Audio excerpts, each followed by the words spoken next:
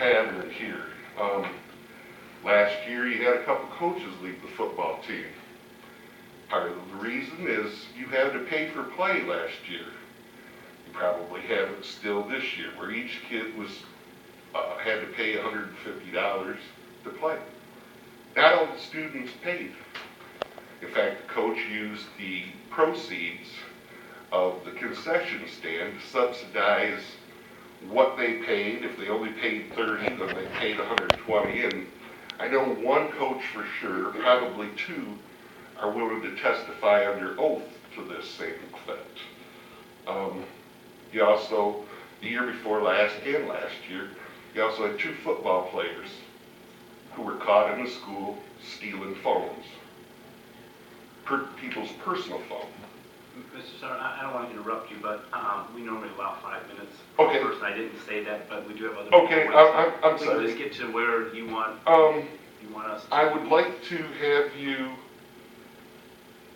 if you can, try to address this, because I don't think that you have a legal, or they have a legal stance without a complaint being filed, without one being filed with the police, or me being insubordinate in the stands, or drunk, or causing a problem with other parents. And through discussion with Ms. Goh, because she couldn't tell me anything, she said you could probably go to an away game, but you'd have to sit on the away side. She says, why are you going anyway? Your son doesn't go here. But my reasons for going really isn't none of her, business in a sense for, why I'm doing this. And, basically she told me that if your son still went here, I don't think legally I could do this. But seeing that your son doesn't go here, I feel strongly enough that I can do this. So I'd like you guys to look at the letter, maybe give you 48, 72 hours, but maybe try to get back to me before Friday, because it's homecoming. My son's still very involved with the kids here. I mean, that was a hard decision for me. I cried having to move him when he's been here his whole life.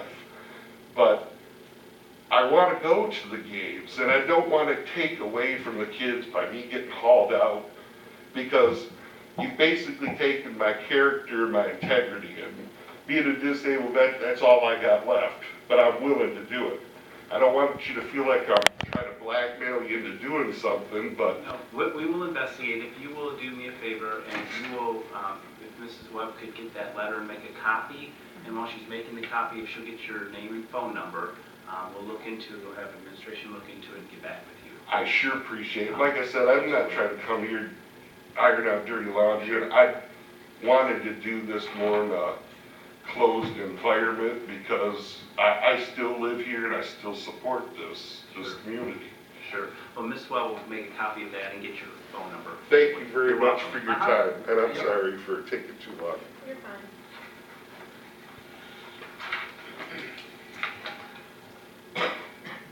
Linda Moore, 9777 McKinley, Taylor, Michigan. I'm here tonight on behalf of our teaching staff. We're 5 weeks into the school year, and we have a shortage of subs, which is not unusual. It is across the state. I'm asking for some solutions. At the high school and the middle school level, teachers are subbing on their preps, and that does cost the district money, $22 per block that they sub, for a total of $110 a day or $132 a day if, in fact, someone has 6 blocks. The elementary level, it's $120 a day. And at the elementary level, if there's not a sub, what they do is they split the students up. So not only are we disrupting one class, we're disrupting 2, sometimes 3, sometimes 4, and that cuts the learning down to, very little for that day. So, seeking solutions to the problem, we recommended, throwing a little bit more money at it. I think Plymouth Canton did that, and it has been somewhat successful. Even if we up the rate a little bit, $20 a day, we're above other downriver districts, and that might entice people to come to Taylor. People have suggested, a primo parking spot, free lunch when they come in. And I'm sure that there's an array of other ideas that we can come up with. But being so early in the school year, I would like to, see, your collective minds come up with a solution, and we are always more than happy to help in that. Thank you. Thank you, Linda. We well know that that's been a problem and continues to be a problem. Yes. Hi. Do you have a question? Yeah, last year, didn't we approve, Increased the rates, yes, we did. okay, I'd say we approved a rate increase for subs last year, right? No. Yes, we did. And Yeah, we did when we went to PESG, we did increase the rates, and also we did a comparison of the downriver areas, and we were in the ballpark for a little bit higher, but maybe the other downriver areas may have increased their rates this year. But I'll check. Let's look into Thank you, it. thank you. Oh, it's an ongoing problem, I know. Yes, ma'am. Jennifer Behringer, 23636 Irving Taylor. I have two issues tonight. First one is, I had a child at Randall, about 2 weeks ago, maybe a week ago, time kind of running together now. They took the third grade classes on a field trip to their Henry Ford Rouge factory tour. I just wanted to say that they did a phenomenal job in putting it together. The kids had an excellent time. I just really want to commend the school, Mrs. Cahalan. We were with her class, and I mean, they did a great job. And when we were leaving, somebody from the Henry Ford actually came on the bus after, when we first got there, they came on the bus, I chaperoned it. They got on the bus, they came in, they talked to the kids and just told them, these are the rules, this is what's happening, this is what you do. When we left, the same lady got back on the bus, and she apparently had pulled the teachers aside beforehand too. And she said that apparently, when we first got there, they were very apprehensive for the large size group that we had. And we've got 4 third grade classes that went, it was 2 school buses. They were packed 3 kids to a seat. I mean, it was a lot of kids. And they were concerned with the age group and stuff. They didn't know how it was going to go. They said it was one of the best behaved classes that they have ever had go and do a tour there and come through on a field trip. So it's just, we should really be proud of our kids. Thank you for sharing that with us. Absolutely.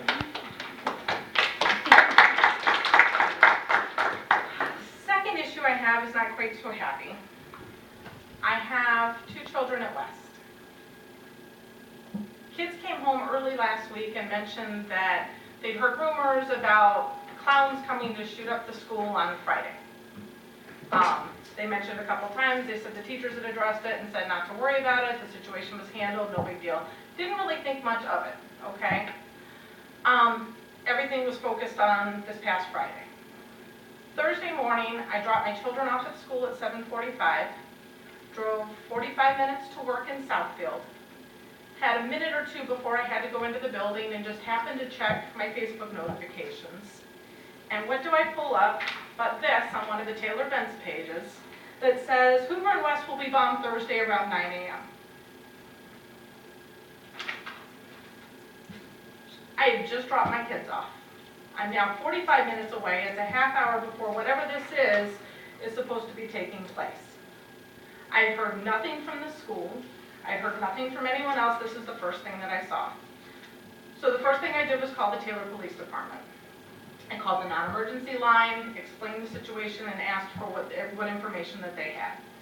Was informed by the officer that they had, he said that it wasn't credible, is all he said. He's like, I said, he said, we're aware of it, it's not credible.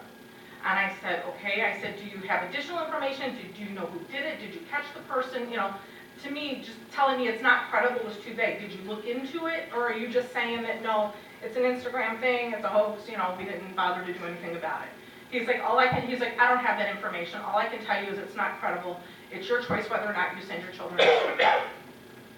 That set my level of panic that much higher. I called the school.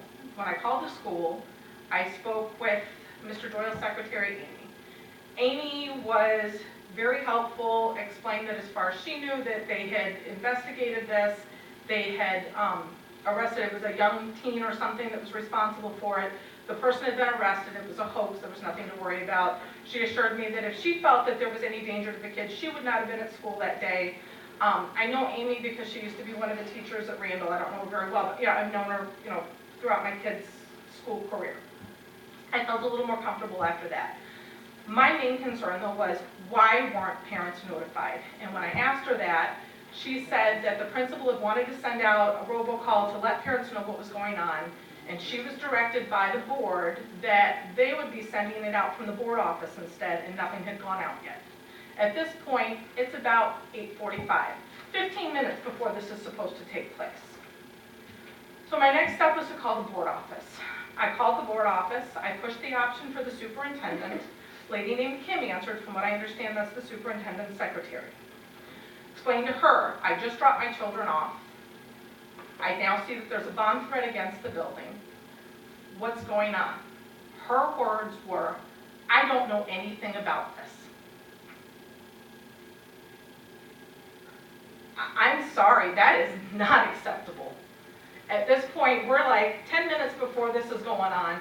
She tells me she knows nothing. I don't know if that was a canned response that she was told to give, or if she honestly knew something that didn't know anything about this. But either way, that is not an acceptable answer.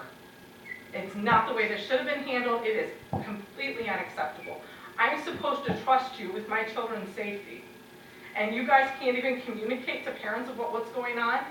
So she put me on hold, comes back about 5 minutes later. At this point, it was probably about like 8:57. And she said, I looked into it, and there's a robocall that's about to go out to parents. She said, if you'd like, you can wait until it comes, or I can read you the text of it. So then she read me the text of what the call was, which didn't have a whole lot of information, but it was essentially that they had investigated, and there was somebody that, they found the person responsible, and they were going to be prosecuting them. That's not worth the 30 minutes of panic that I went through worrying about my children. We had an incident at Randall a couple of years ago where there was an intruder in the building, and parents found out when the story aired on the news. We didn't find out from the school. We didn't find out from the school board. We were promised after that incident happened that between this board and the parents there was going to be more open communication and notifying parents ahead of time when something's going on, keeping parents informed and letting them know what's going on with their children. Please explain what happened with this situation.